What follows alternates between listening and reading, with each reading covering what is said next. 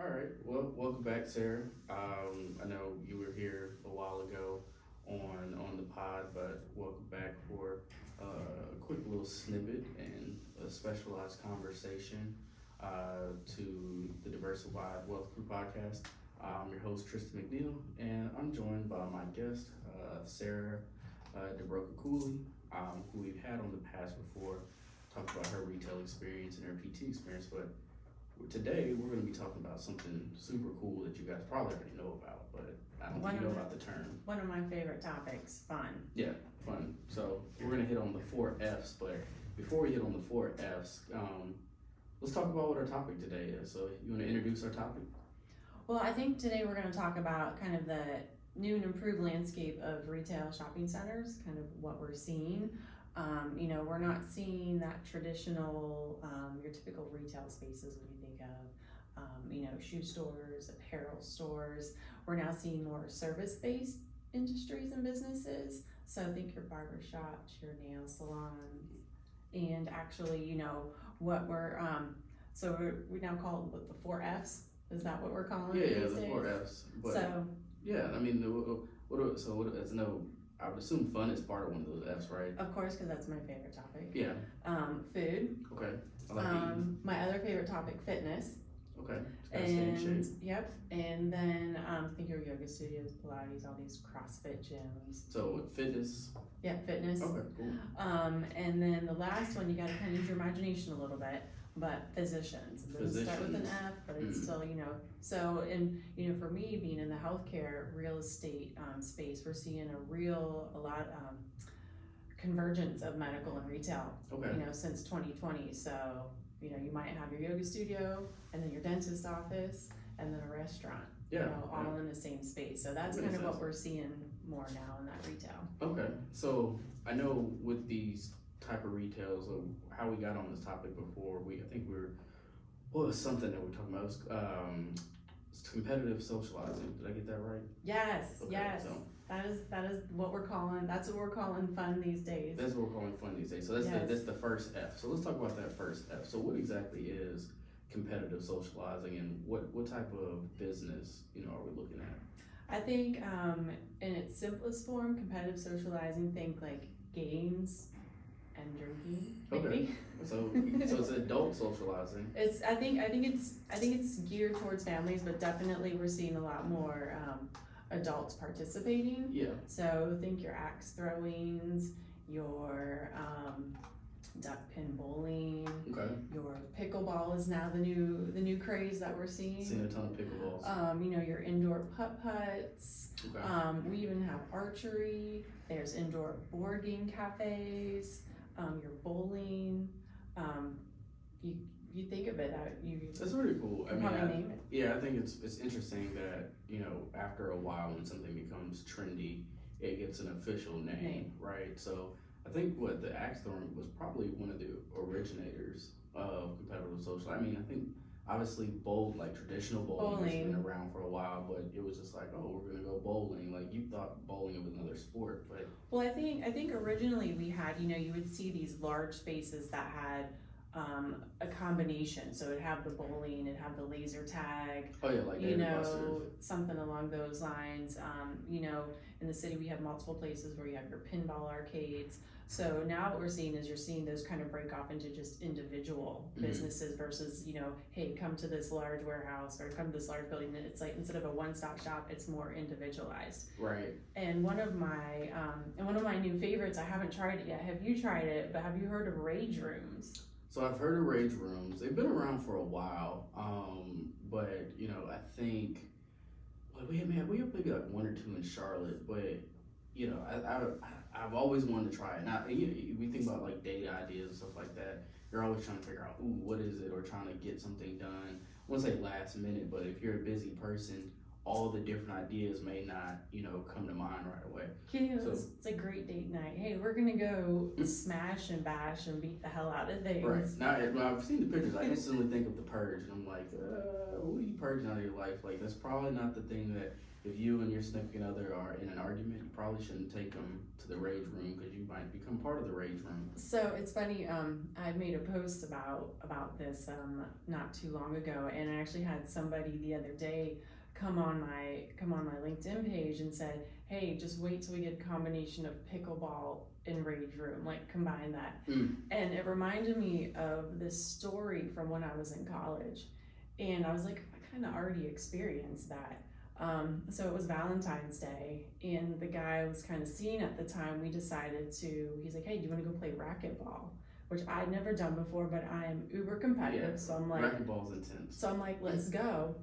So halfway through our game, so we were gonna play racquetball and then go out to dinner because it was Valentine's Day. So halfway through the racquetball game, he switches from his right hand to his left hand. Now, to me, that signified that I wasn't competitive enough to where he had to switch or maybe hands. He's ambidextrous. No, he's not ambidextrous. So, but to me, I took that personally. So the racquetball turned into a quote unquote rage room where I got angry because I was like, oh, I'm not good enough for you, because I consider myself a pretty good athlete, especially back then. So the hitting at the wall turned into hitting at each other. Oh. And long story short, we never made it to dinner. Well, fair enough. That was kind of the end of the night. Were there any witnesses? Like, did you guys have to be broken up? Like, we didn't have to be broken up. I don't go that far, but okay. But there was no dinner. So yeah, I mean, I get that. I guess at that point, it's either you like it's this was fun, just joking, or yeah, I don't think this is gonna work out. Right. So now, now that I'm in my 40s, I take things a little more. I'm out there to have fun. I hope everyone has a good time. I still want to win, but I would. I think the psychology behind it is interesting because you saw a lot of the some of the big box stores like Bed Bath and Beyond and like Bye Bye Baby, kind of that group, go bankrupt and basically disposition their properties. And so what I've heard is a lot of those properties are being transitioned or repurposed for a large indoor pickleball stadium, a large indoor family fun center. Like, there are people literally waiting to say, hey, we're gonna bring this concept to your space. Like, just let us know. And it seems like there's a lot of investment money behind it. Like, there doesn't seem like there's a shortage of it. I mean, I know we didn't do our due diligence here in terms of looking up the survey or the demand for it, but I mean, it's pretty obvious when you walk out the door and you're seeing and who you're seeing investing in it. Yeah. Like Kevin Durant has invested in pickleball. Oh yeah. And then there are other professional athletes who invested in his pickleball business. Right. So it's getting national, international attention. And now we're seeing it come here to Charlotte. We're seeing it. It's no longer. I remember when I was still working in the clinic, we used to have clients come in like, yeah, I got hurt playing pickleball. And I'm like, this was probably maybe like 7-8 years ago. And it was, in our older communities or the kids in gym class. And I'm like, what the heck is pickleball? Like, we had to look it up. Yeah. And now it's all the craze and it's everywhere. I'm curious to see, and I'm all for positivity and seeing people thrive. I'd be curious to see like the longevity and sustainability. Although this symbolism is not going to match, but it's almost like, think about what happened to cryptocurrency. Right. Nobody's really talking about. More people are like, let me make sure I get my money out of it. And there's probably still some people that are doing digital coins and stuff like that, but it's not the big thing. And so people naturally, once they get bored or something, they don't want to do it anymore. Well, right?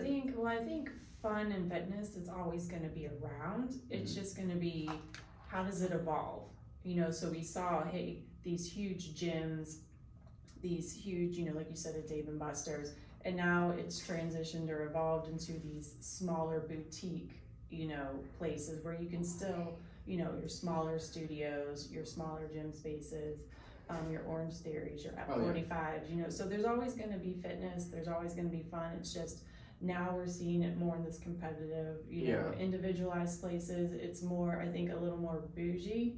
We've now added the alcohol, the bar, the atmosphere component to it. And that's probably what it is. And then it'll be, in 20 years, what will it look like? Right.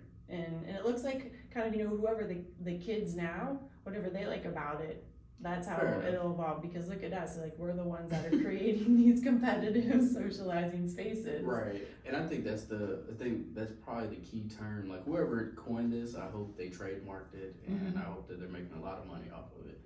But in the same spirit, it's like, okay, I haven't played pickleball, but it looks like a lot of fun. But to keep the upkeep, to your point of how do I get somebody to come back, right? Maybe it's a league, maybe it's a prize, maybe it's like fantasy football, right? I don't know if we'll see pickleball on DraftKings or not in a little bit. I've seen it on TV. Yeah, I mean, I've Kind seen of, on we're seeing TV. cornhole now. Yeah, you have the National Cornhole Tournament, which is actually played here around. It's not in Charlotte. It's just outside of Charlotte in Rock Hill. Yeah. I just saw it on, and it brings a lot of people. So I think it's anything that you can get a sponsorship for, or anybody where they can make money and endorse it, get it in front of people. I think will always have some level of competitive edge, and even I think a lot of it, going to transition into food, right? Like I think a lot of times people felt, depending on where you lived, there might have been too many breweries, or they're like, well, how are all these breweries gonna withstand? And I think the interesting thing with the brewery model, which I've said before, is it's not always about the person that comes in and grabs a beer. It's also about the people that they distribute to. So whether it's Harris Teeter, whether it's Kroger, whether it's to your local bars who have them on tap. But then on top of that, a lot of breweries are got more creative. Like you can't really go to a brewery now where you won't see at least 2 or 3 food trucks, and it's not just food. It may be food, dessert, And dogs. and dogs. Yeah, so you got the dog bowls out. And then breweries now have their own games. Well, this has been around for a while. It's not like it's 2023 new revolution. Right. But then of course. But you almost have to have that combination Yeah. to be successful. Like, hey, if I can't bring my dog, I'm not coming. Right. Or if there's trivia not, night. yeah, if there's not something that keeps me engaged, it's not going to be my spot. Right. Right, exactly. And then, but of course, and then you want to have a large enough space to where it's welcoming, where you still want to have the stuff for the adults to do, like, ooh, I can do this on date night, or have the friends and everything. Hey, we're gonna just go here, and then we're gonna go somewhere else. But then you also want to feel comfortable, like when you're talking about age groups, it's like you want to have it enough where you can bring the family, like whether it's young kids or whatever the case may be, and feel comfortable. Yeah, and I want to kind of that, to your point for that, and also kind of bringing it back to the new landscape we're seeing in the retail spaces, how the diversity of businesses, I think, all kind of help each other. Because just think about, and one thing I focus on for the healthcare aspect is like, hey, who's going to be a good neighbor, who's going to be a bad neighbor for you. Oh yeah. So if I have a dentist office next to a popular restaurant, while people are standing and waiting to eat, they might be looking in the front window going, oh, did you know there's a dentist here? This is close to our, let's call them. Or, hey, same thing, there's like a yoga studio. It might not necessarily complement my business in the positive way, like a pharmacy or something else will, but everybody who's going into their classes are now seeing your businesses. Right. So it's kind of an exposure of like the good, and I think this is something like, some landlords pay attention to it and some don't, about being intentional about who you're putting in your space and what would be a good combination to get traffic to your area throughout the day and night. Well, and it's interesting. So I think I think it depends on the neighborhood, right? So when you clear dirt and it's a new like multifamily, unit like Class A, or a new neighborhood, and maybe there's a new school being built. Everything you want to get that new feel. So you're gonna find the top tenants to where you're gonna intentionally go seek out tenants versus on the reverse. Hey, we have this space available. Come find us, right? And I saw that, or you've probably seen it too, near the premium outlets, at least here, where along the outskirts of it, where they had all those out parcels. It's like, okay, there's the mall. And it's like all this land that we got to build on. Now you go over there across the street, it's like, oh, there's Orange Theory again. There's nothing but cakes. Nothing but cakes. There's Tropical Smoothie. Then I forgot the restaurant group that owns like Longhorn, but you saw them build a Longhorn, an Outback, and then something you have Olive else. Garden over Olive there. Garden. So your national tenants. Yeah, exactly. So it was like, hey, we know who we're already gonna put here because this is what our demographics say that this space needs, right? Again, got a little fun in the mall. I don't know if they have anything competitive wise wise over there in that area yet, but I think there's probably something close. It's coming. But you got the fitness part, Mhm. you got the food part, so now, oh, well, you have Topgolf maybe 5 minutes away, but again, I think the thing with a lot of these spaces is you either got to be within a 1 to 5 minute drive, or I want to be able to come and walk out of my house or my apartment to be able to go down to my restaurant, go down to my gym, or something where I don't feel like it's a stress for me. Correct. I think they call it as a 15-minute city, where within 15 minutes I want to have access to everything that I need in my life. You know, whether it's my doctor, whether it's my grocery store, you know, whether it's maybe my job, you know, whether it's a place to go out to eat.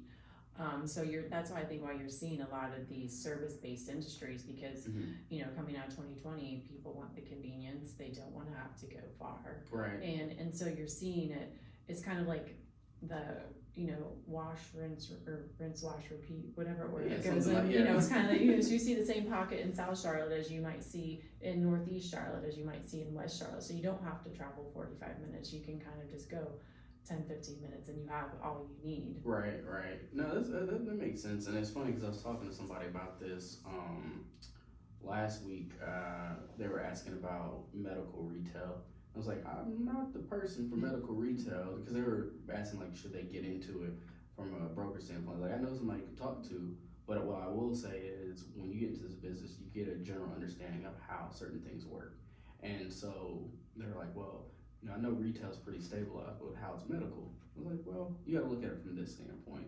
I didn't use the term 15-minute city because that's the first time I've heard of it, but what I did tell them, like, think about when new stuff goes up, right?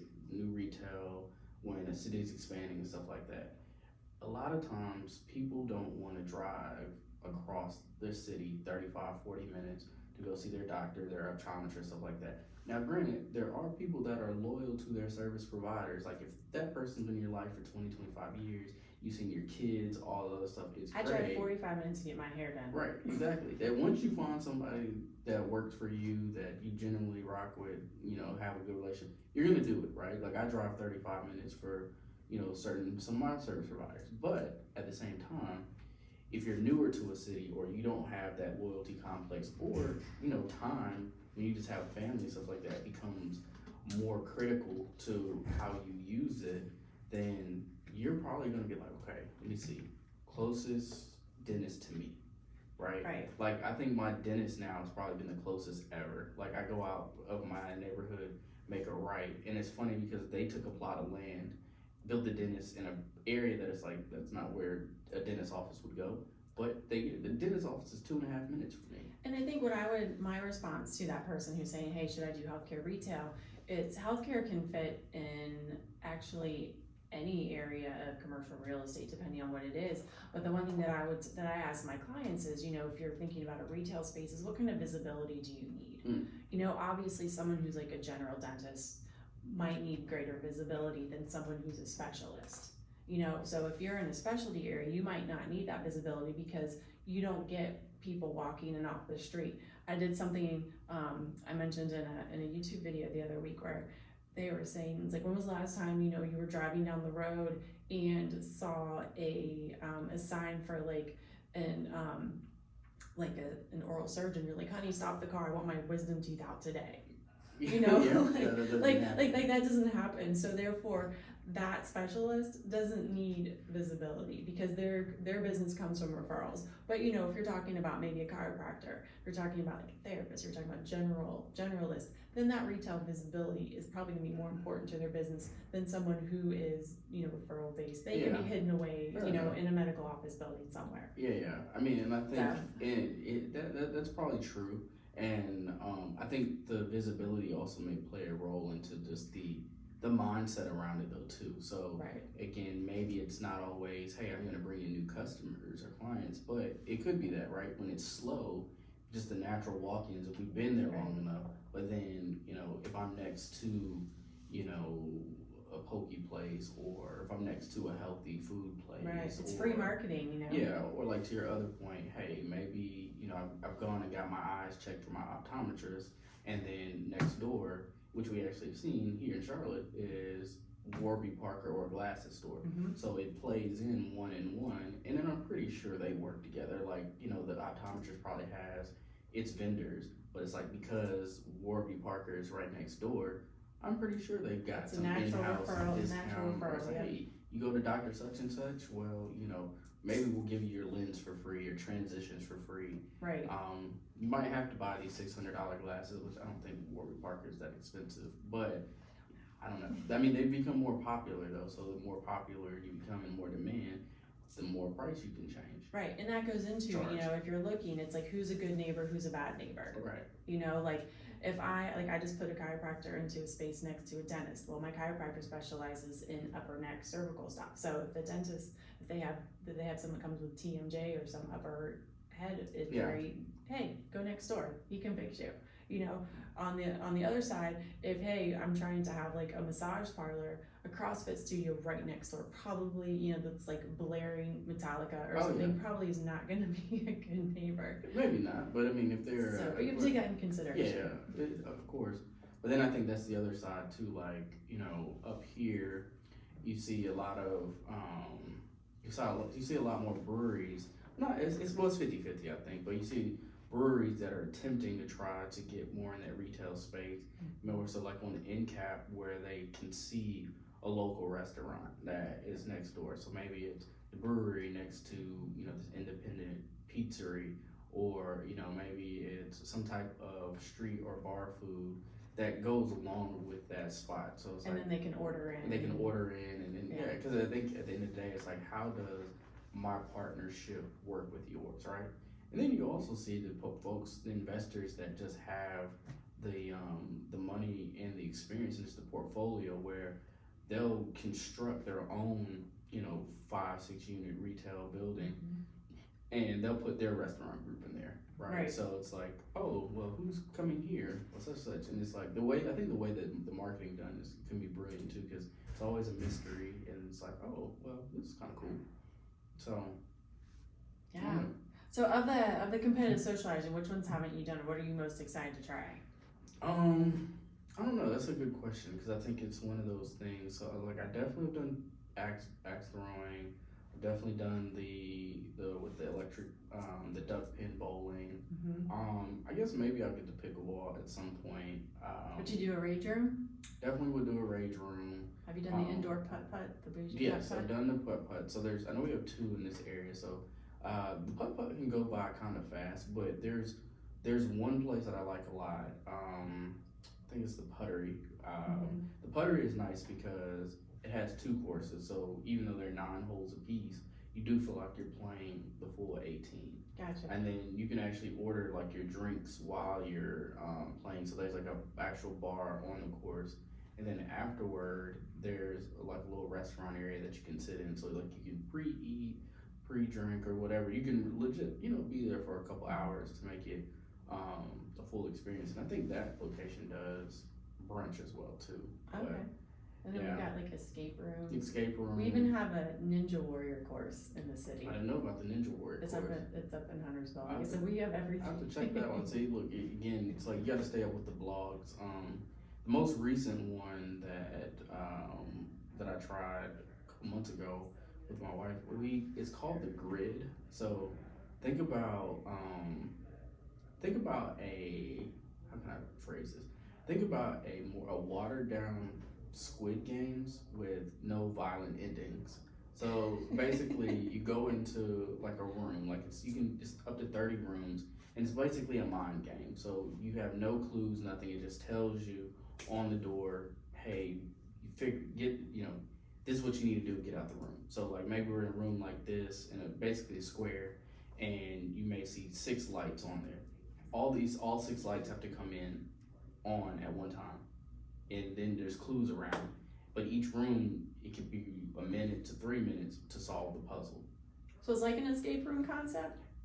Kind of like an escape room concept as well too, but it's, in an escape room, you get one clue and then it unlocks another clue, and you're basically trying to get out the room within your set time. These ones are just mini games, so, you get points throughout the time. So maybe it's an hour, and, if you successfully get it, you get the amount of points that was on the outside of the door.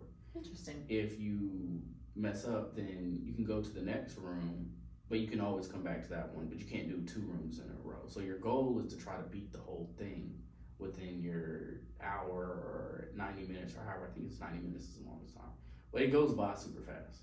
So what I'm hearing is like competitive socializing can be physical or it can be mental games. Yeah. It doesn't necessarily have to be, you know, like. And I think you have to be, I don't American think Gladiator. Now, if you're gonna, I think you don't have to be prepared. Like people are like, oh, that sounds exhausting. If you're gonna go to the Ninja Warrior course, I think you probably should know what you're getting yourself into. Right. But a lot of the stuff, you know, if you're going to play cornhole, I don't think you need to do a 15-minute stretch or like, hey, bring closed-toed shoes. You know. Right. Axe throwing, definitely bring closed-toed shoes. Yeah, I don't, you know, I've have never to. seen. Yeah, I think you do have to. It's I required. don't think I've ever seen anybody drop an axe on their foot, but you know. When I did it, no one dropped anything, but for me, I don't have great upper body strength, so I had to do the 2-hand overhead throw because if I would have done the one, I may have come out of there missing an ear. Yeah. So. Well, the ear has probably nothing to do with the shoes, but yeah. No, but it's just the way, like, hey, I didn't have the strength to just chuck it. So I will say this though, when I know the first time that I heard about the axe throwing concept, it was a really long time ago. I think maybe it was like 2015, 2016. So like again, we know these are not new topics, or this is not like mind-blowing discovery, but I think putting a term on it is what we've seen over the last couple of years, because nobody knew what it was, especially in real estate. But we'll put a term and we're just kind of condensing, like, hey, this is what we're calling it. Yeah, you know, exactly. You're seeing food, fun, fitness, physicians now instead of your shoes and apparel, because that's going to transition more to online. Exactly. And so I think the cool thing about that though, going back to what I was saying, when I first learned about axe throwing, I guess I wouldn't say I was nervous about it, but I was like, I don't really know how this works, because so we can drink while we're throwing these axes. I know that these are weapons. The bar inside made me nervous. I was like, I don't think I'm gonna do this. Again, going back to, if you are not having a good day, or you and your partner just aren't seeing eye to eye, like, obviously we signed these hold harmless agreements, but what if I throw an axe at somebody? I'm pretty sure you're going to jail. But I've never heard of the stories, but it's always interesting where like you have something like even archery, for example, right? I think some of the archery bars you can drink and stuff like that. So maybe things have happened, you know, maybe they haven't made public news, but I do think it's just interesting how, like, in those social settings, I think people kind of relay back to the feeling of being a child, or feeling like whatever you got going on from a work standpoint, or the stresses of the week, like you can kind of just let that all out while having fun. And then like it's a story, so it's like, dang, I kicked your ass last time. Now it's like, no, we got to go back next week. So I think that's what generally brings back. And they have leagues, so leagues. There's extra leagues. They got to have pickleball leagues. They've got, you know, so that kind of brings people together on a regular basis. Yeah. Listen, I will tell you this: anybody that's in a competitive socializing league, that's a different level of competition. Like, you know what? I'm just here to have a good time. Like, they take that stuff serious. But even going to that standpoint is also going digital too. So like, I know we're big sports fans, prior athletes and stuff like that. Think about where like fantasy football is going. Your esports is huge. Your esports, even just like lounges, right? So like, so I'm a Raiders fan, so when I went to go visit their stadium last year on a tour, you know, they got the Twitch lounge, and then they got the DraftKings lounge, and they got a whole bunch of all these other things. So I'm like, if you got that in a stadium, just imagine that around like big sports areas, to where it's like, hey, this is the DraftKings lounge, where, you know, you can do your sports betting that day, there's food or whatever the case may be. Hey, come start a league, make your parlays. So it's like, all right, you got people talking about it. And I think anything that, again, that can drive a lot of that like energy, whether it's physically competitive, whether it's mentally competitive, you know, I think it just gives people. I mean, now that it has a name, it's kind of like official. Like, hey, there's enough of this around that, hey, let's give it an official name, let's make it official. And then once you can kind of categorize it, then it just like explodes even more, because you can put it into and I'm sure that has, financial. Yeah, I think that, like, from our standpoint, from the brokerage standpoint, it's like, I like when I do have certain clients where I know that if they go into a certain space, their concept is feeding into what, the community wants. Like, I'm working with a couple people right now, that I can't necessarily speak on, but just generally the concept, the landlords like their concepts. Mm-hmm. And it's like, it's different, but at the same time, after speaking with like the landlords, the brokers on the other side and things like that, like, yeah, we really like these ideas. And this is something that would thrive in these communities because, again, it's community centric and focused to where it's really about, oh, this is going to bring everybody together. This is something to where, this is how you can spend your time. Right. So, Because for them, it's about stability and exposure. Who can you bring to my space? Who can you bring to my Yeah. retail? right. And I've told clients this a lot. Like, when you have, whether it's a national tenant or an individual tenant, where the landlord really likes you, you got a more favorable position as it relates to negotiation, longevity, support. Then there's And that's huge. yeah, it's funny. Like, I recently had a landlord. We had to put a proposal for the tenant and stuff like that, and they really were just focused on. We really want to see them do well, right? What can we do to make sure that they get a good start if we move forward with letting them be a tenant? To the point where, like, we put in a negotiation. Hey, we want X, Y, and Z. First time I've ever had a landlord actually extend that, or give more in concessions than we asked for. Like, we didn't have to ask for additional concessions. They were like, hey, we love this, we love them, here's a couple additional concessions that we think would help, start them off. I think that's a blessing in my eye. Oh yeah, Return that concession. I just had that happen, a couple months ago, where the landlord was actually a patron of the business that we were trying to put in his retail space. Yeah. So when it came down to us and someone else, he's like, I want you here. I want you guys in here, so I don't have to drive so far. Look, this is gonna be like their third location, right. so I don't have to drive so far. Personal and professional reasons. Right. So it's like, I know you're successful, and I personally utilize your services. So please come be in my space. And it's probably the quickest negotiation I've ever been a part of. Right. No, listen, it is what it is, but it's like, it's out there, right? So one of the things, and we'll wrap it up here, is if you have a competitive socializing concept, that's the wave right now. You're not, if there's not somebody that else is in that, in that space, there's not competition. I think a lot of times people also worry about, well, someone's a mile or two down the street. Depending on the city you live in, that mile or 2 mile makes a huge difference. Mm-hmm. And while Starbucks is not a competitive socializing aspect, it's like, it doesn't matter if the Starbucks is 50 feet away.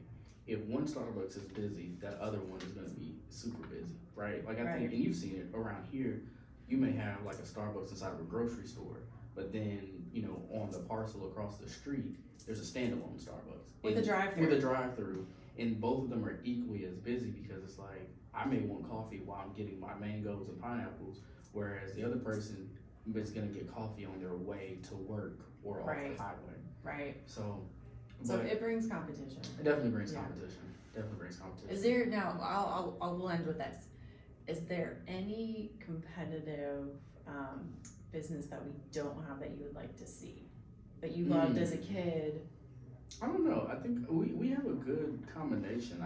That's a good one. I don't know. I mean, we've got the pinball. We got we've got lots of video games. We do. I think we have so you bring up a good point. So video games. While we do have, like, some of the bars have the video game systems, I don't know how many of them are actually dedicated towards just video gaming in general. So maybe that's the new way, where you get the bar, you get your food, and it's like 50 TVs around.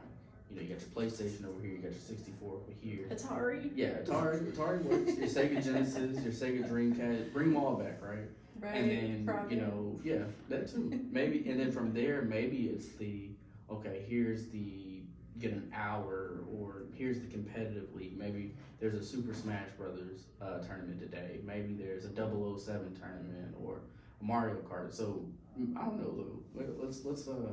Let's start talking to some people about that to see who wants to invest in that. So, but yeah, Sarah, thanks for coming back on. Yeah, I think thanks this for having is me. this also might be one of our first video episodes too. So we'll see how this works out. But yeah. So for people who haven't heard your voice or seen your face, where can they find you? How are you the easiest accessible to? I think the LinkedIn, Sarah Dobroka Cooley. I'm also on Instagram at the Commercial Sarah. Okay, awesome, awesome. So again, thank you guys. Sarah, it was a pleasure having you. Sarah is a broker. If I didn't say this before, she's a broker with EXP Commercial, specializing in office retail, and you heard medical retail, Healthcare real estate. yeah, healthcare real estate, and of Sports. course, I'm also a broker as well, with the High Capital Group, a small boutique firm.